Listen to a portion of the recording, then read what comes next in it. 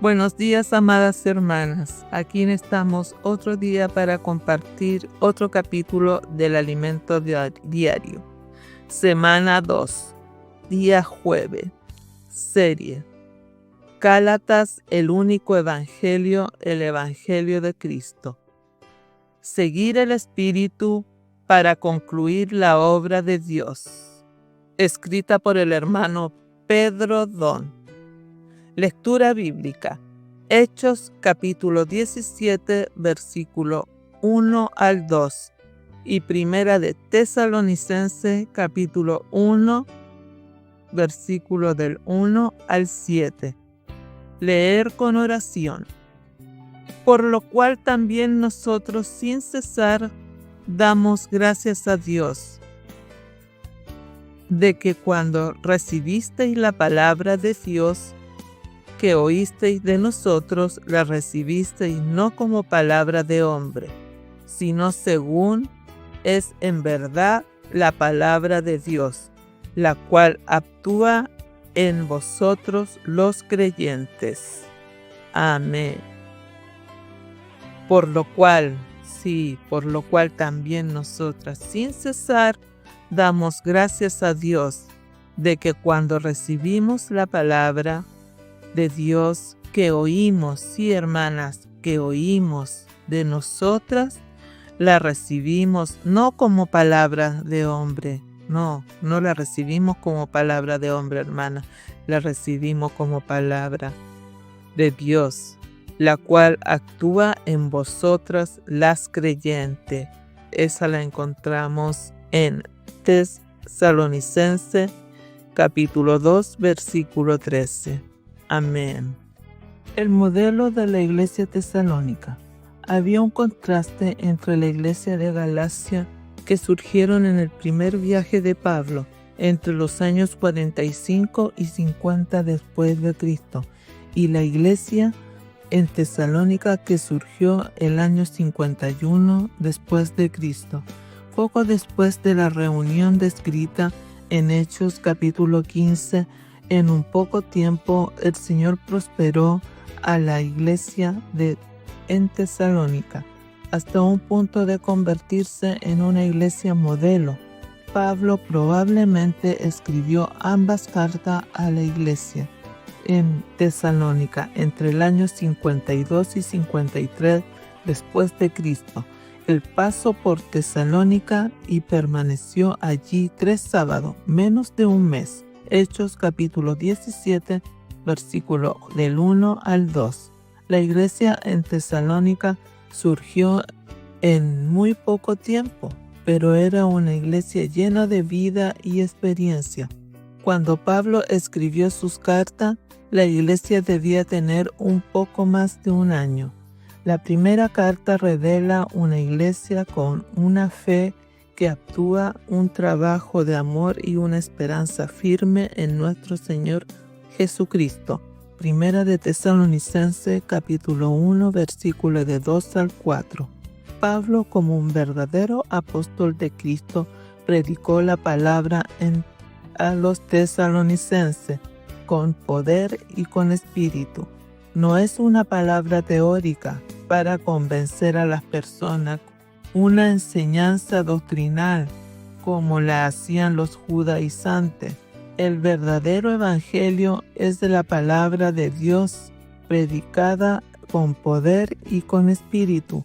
Por eso cuando usted oye la palabra que sale de la boca de Dios, su corazón arde. No está escuchando una clase teológica ni a alguien tratando de convencerlo de algo.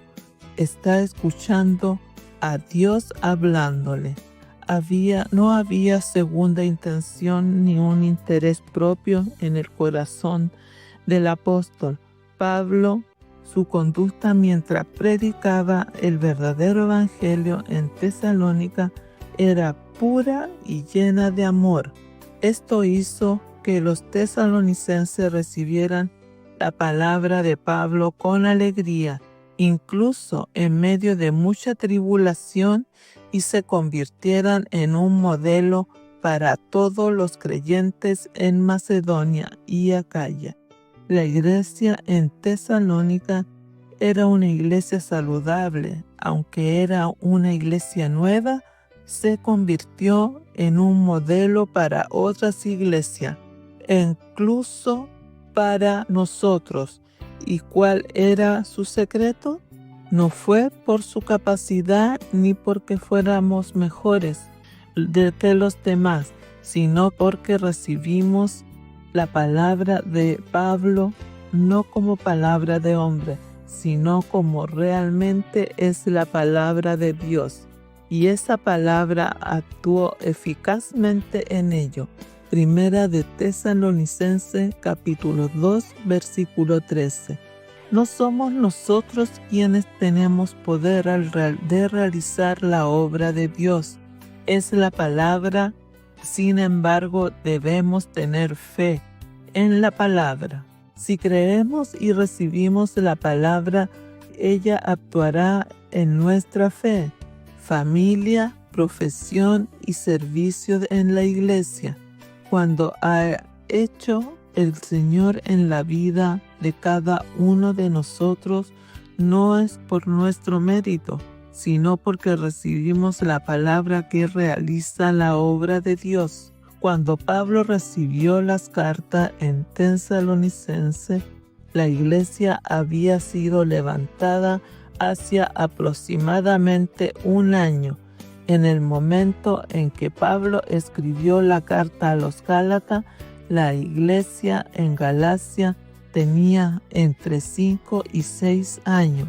La iglesia en Galacia dejaron de recibir la palabra de Pablo con sencillez debido a la influencia de los judaizantes.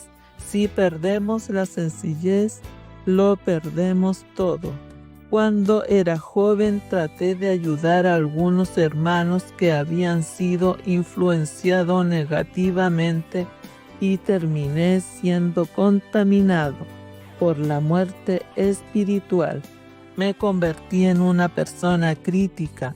El hermano Don ministraba la palabra.